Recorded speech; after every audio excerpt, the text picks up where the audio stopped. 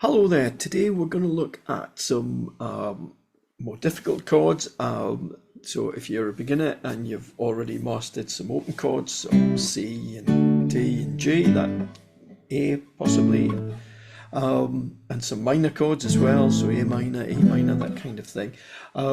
You will eventually come across pieces of music that have got some harder chords in. So the one that we're going to look at today is B minor. So not an easy chord for a beginner. So in my view, any chord that starts with a B, so B minor, B7, B flat, they're all pretty difficult chords. So we're going to learn how to do those in this video. So I'll start by zooming in so you can see my fingers, and we're going to look at, once I get the shot, I'm going to look at a simple form of the B minor chord. So we're going to look at first finger on the second fret of the first string, which is an F sharp note, the middle finger onto the third fret of the second string, which is D, and the ring finger onto the fourth fret of the third string, which is a B. Okay, and if you strum them, you will get a usable B minor chord.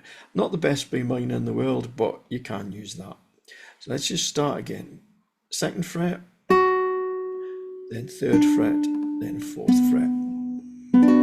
Okay, and keep your pinky out of the way so that we're going to use that in a minute. And if you strum those three chords, actually if you strum the four chords, you can get use all four strings and it's still a B minor chord. It sounds a bit funny because that bottom note is not what we're used to hearing. We're used to hearing a different note on the bottom. So take your fingers off and then just try it again. Just three chords, three strings will do. So try moving from a D chord and then up to your B minor chord and back again. Just get used to where your finger should be. Remember that that was a mistake by me. Remember that you've got to keep a gap between the bottom of the fretboard and your hand. So the palm of your hand shouldn't be up like that. You should have your thumb on the back of the neck, not the heel of your hand. Okay. So let's make that a little bit harder for you. So even beginners will be able to play that one really quite quickly. What we're going to do is we're going to extend to four strings now, but we're going to do that by moving this ring finger over and putting your pinky onto the fourth fret of the third string. So we've got it like that. So if I go through that from the beginning, we've got second fret, third fret, fourth fret, fourth fret. Don't be tempted to swap those two around. I know you can, but it's just weird. So just try and keep them in the order that I'm doing them. And again, go back to a different chord and try it and see how you get on. Make sure that you've not got your elbow too tucked in. It's nice and natural, because that'll probably bring your hand up as well. You want your hand out away from the guitar as far as you can get it, and as far as you can manage the tips of your fingers on the strings. Okay, so if this is all really new to you, it's probably best to break the video there and go away and just work on getting your fingers onto those strings. But it doesn't hurt to know what we're going to go on and do, so you can follow on. If you've been playing a little bit longer and you want to get a full B minor chord, this is how we're going to do it. We're going to start with a little exercise. We're going to use the index finger and we're going to play the B note, which is on the second fret of the A string, second fret of the fifth string. I'm just going to play that, okay, and keep it ringing, okay. And what we're going to do is we're going to try and flatten our finger out so it's touching all of the strings without stopping that note ringing. So we're going to play that and then just flatten your finger out. So you start with your tip only touching the fifth string, then flatten that finger. And see how it keeps ringing? And what we don't want to hear is this. Like, we don't want that. We want to hear a nice note and then end up with your fingers touching all of them. So that's your first little exercise. The next little exercise is just to take that just one step forward, and we're going to play the 5th string and then the 1st string, okay? And we're going to play again with the finger on the 2nd fret, and then open, and then we're going to repeat that, but this time we're going to try and flatten the finger and get the 2nd fret fretted with this part of the hand. So just in there, okay? So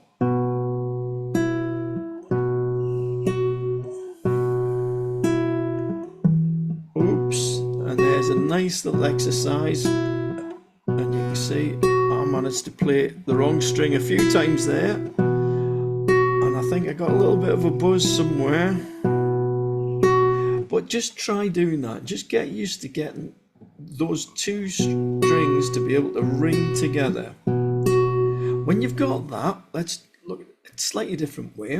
We're going to put the rest of the chord on this time. So middle finger on the 3rd fret, the 2 remaining fingers on the 4th fret of the G and the D string, and then we're going to index finger only on the 5th string. So we're not playing that that 1st string. In fact, we're not playing either of the outside E strings. Just going to play each string in turn. Make sure that they're ringing, that you've got them ringing out. If you haven't, adjust your fingers around. There's probably very little in it. Might be that you need to get your palm away from the side of the guitar a little bit. Might have to adjust your elbow. And once you've got those nicely ringing, then try and bring your 1st finger down so you can get a 2nd fret out of your E string there. Okay, and try and keep those ringing on. Oops. Okay, and try to get that going. And then you can go and play in your chord. And really, that's all there is to getting the B minor chord. However, you never play it in isolation on its own, really. So let's try moving from a D chord and then moving right straight to a B minor chord. Now, it doesn't matter how quickly you do that, just make sure you get everything to ring nicely. Another good chord is an A chord up to a B minor chord. And in fact, you can do any of the chords that you know and then play B minor after it, just to get used to the movement and get your muscle memory built up, so that you remember where the fingers go without having to think and place each string separately. Okay, so there you go, that's it. So why is the B minor such a good chord? And it is a really, really good chord, and it's because it doesn't use any open strings. It's what we call a bar chord.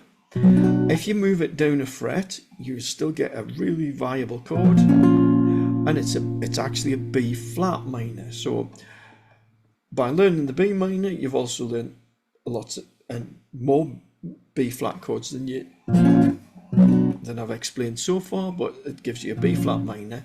It also gives you a C minor if you move it up and play it with your index finger at the 3rd fret, and then you can add on to that C sharp minor, an alternative form of D minor, an E flat minor, another form of E minor, which works if you play the 6th string as well. You get a nice big chord, and then we've got F minor as well if you go all the way up to the 7th or 8th fret actually. Okay, and really, really helpful, really easy to move that chord around once you've learned the basic chord. So let's do some variations on your B flat, your B minor.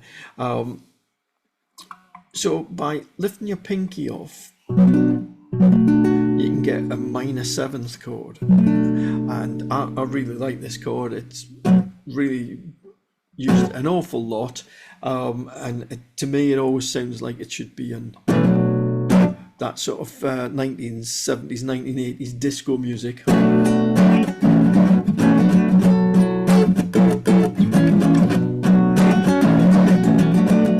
Yeah, you can get a lot of really useful sort of rhythms out of that chord. So that's your B minor. Needless to say, you got C and B flat minor. You've got a C minor seventh. Okay, so that they all fit in. The other thing you can do is you can move your fingers around. So if you take these two fingers, so your pinky and your ring finger, move them down a string, so they're a string nearer the floor, and then you put your second finger up onto the fourth fret, this time on the fourth string, so they're all in a line, and you keep your bar down, which is hard.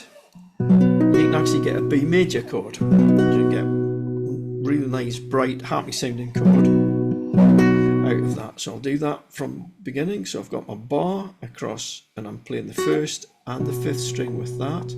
Then at the fourth fret I've got second string pinky, third string middle ring finger rather, and fourth string middle finger. We've got that.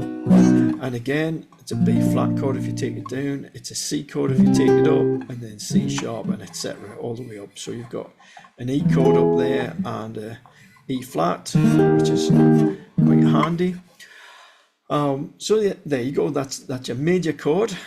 And if you take your ring finger off again and you leave a gap, you'll get a seventh chord. So you've got B7, B flat 7, C7. Okay, you can swap fingers around if that's not comfortable. I quite often would play like that. You can do suspended chords, all kinds of things. So very, very useful. And once you've learned that, you've got 4 chords all for each fret position that you can do that. So, you know, maybe it's 30, 32 chords, something like that you've learned just by being able to master that set of B shapes. In particular, the B minor is the best one to start. So have fun, and if your hand gets sore, just shake it out. You will find a little bit of pain or tiredness in that big muscle there. You might find a little bit down the side of your hand or along the back of your hand. So that's just your body telling you it's time to have a rest.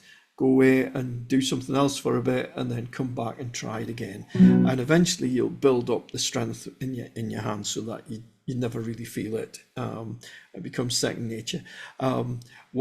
If you're used to playing bar chords and you play bar chords all the time, or you maybe move from a guitar with a light action to a heavier set of strings, heavier action, you might feel a little bit of soreness, and yeah, just got to practice at it, and that soreness will go away. Okay, have fun.